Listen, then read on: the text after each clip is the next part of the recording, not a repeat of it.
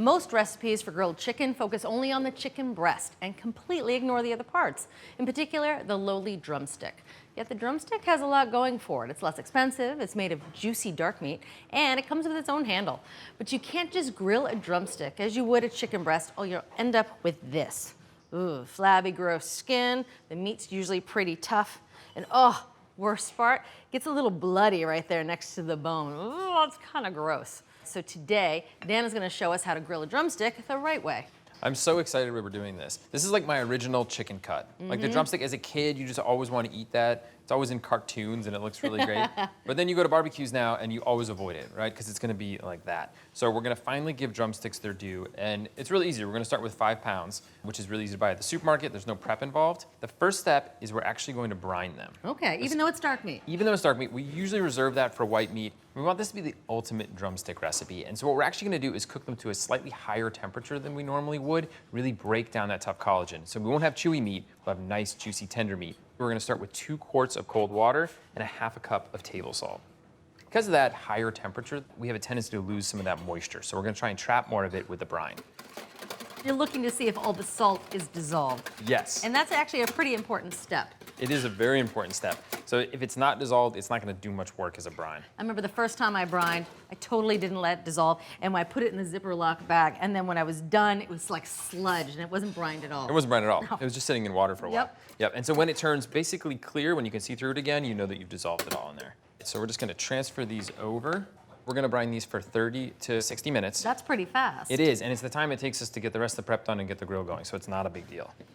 So this is going to be in the refrigerator for that time. I'm going to do it once we finish with our rub. All right. Put this aside here. So we want this to be super approachable and something you add to your repertoire, right? So the flavor profile we're going for is classic barbecue. We're going to achieve that by doing a rub. So we're going to start with 3 tablespoons of brown sugar. We need sweetness, and the sugar is going to help brown a little bit on the grill as well. Next up, we have a tablespoon of paprika. Got to have paprika in your barbecue rub. It's like a rule. I think it's a law, isn't it?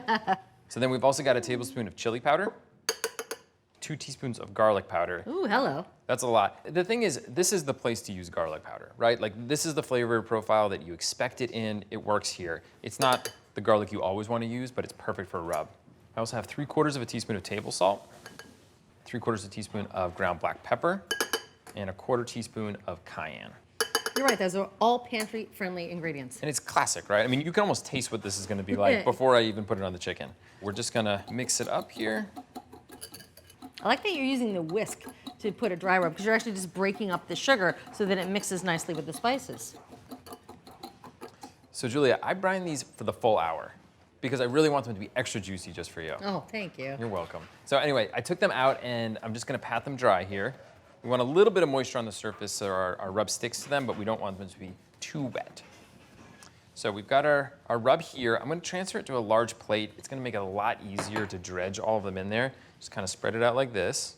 For the dredging process, it's not that difficult, but there are... No, it isn't, is it? No, it isn't, but there's a couple little tricks. So a lot of times the skin can get peeled back like this, and you get a lot of flavor on the meat, which is nice, but it tends to overcook on the grill. So you want to make sure that skin is all the way down there. And then what I'm going to do is just kind of roll it around, try and get it on as much of the drumstick as I can.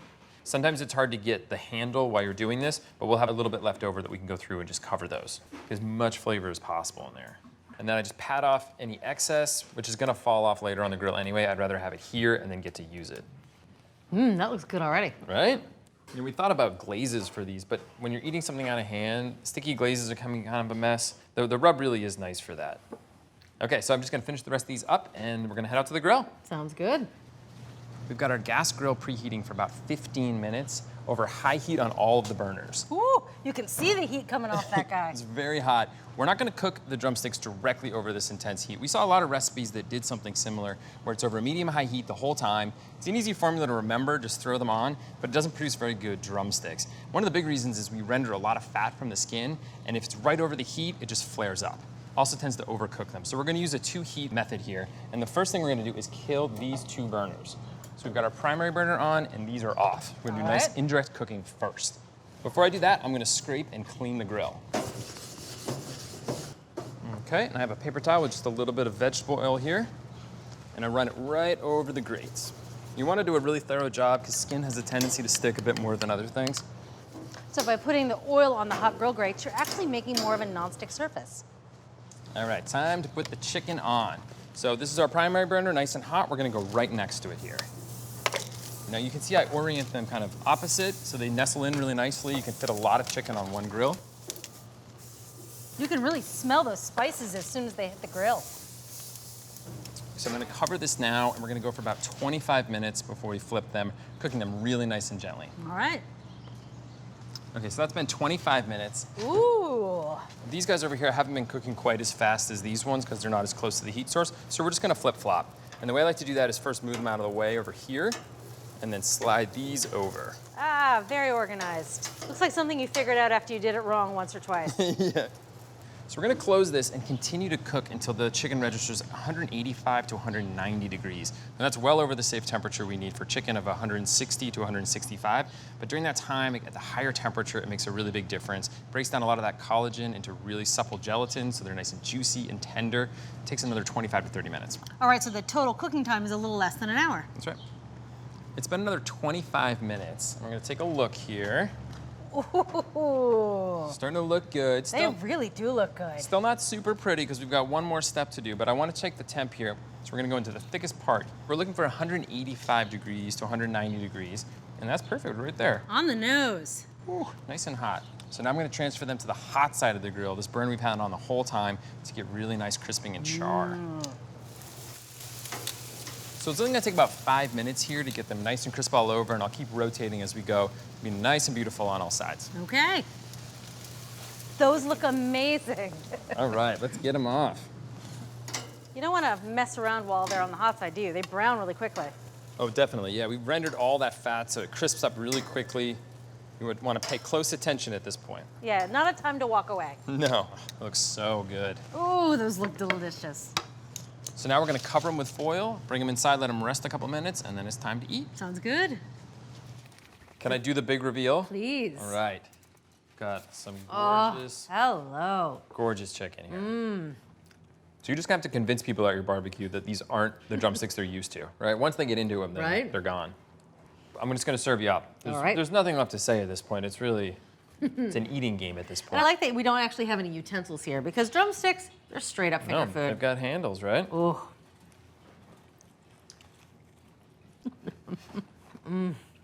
That's so good. That's actually tender. Ooh. I like the spice you know? rub. It's not spicy. It's just a little hint, a little floral. It's like you're not gnawing it off the bone like you normally are with drumsticks. It's tender. It's really juicy from that brine. And the skin, you can eat it. It's not flabby. It's nice and rendered. Cooking up to 185, 190, it sounds really high, but it makes it so tender. It's cooked all the way to the bone, none of that bloody bone stuff, and then the brine really keeps it juicy too. Yeah, it's very juicy. These are fantastic. Thank you, Dan. You're welcome. To make the ultimate grilled drumsticks, brine them for 30 minutes, then coat with a simple spice rub. Build a 2-level fire, start the chicken on the cool side, then move it to the hot side of the grill to finish. And there you have it. From America's Test Kitchen to your kitchen, the ultimate recipe for grilled spice-rubbed chicken drumsticks. These are darn tootin' good. I've never heard you say that before. Thanks for watching America's Test Kitchen. What'd you think? Well, leave a comment and let us know which recipes you're excited to make, or you can just say hello. You can find links to today's recipes and reviews in the video description. And don't forget to subscribe to our channel. See you later. I'll see you later.